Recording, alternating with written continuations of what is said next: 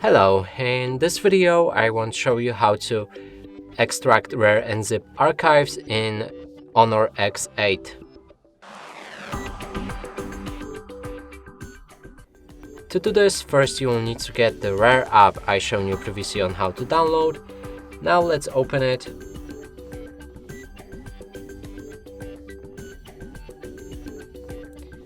Right here we need to find the file that we want to extract. Click on it, then select this arrow pointing up button to enter extraction options. You can customize those options however you like, but it's not necessary. I'm gonna go with browse to change the designation. Then when everything is set, click on OK again and your files should be extracted. And that's it for this video. Hope you like it. Please consider subscribing to our channel, leave a like and a comment below.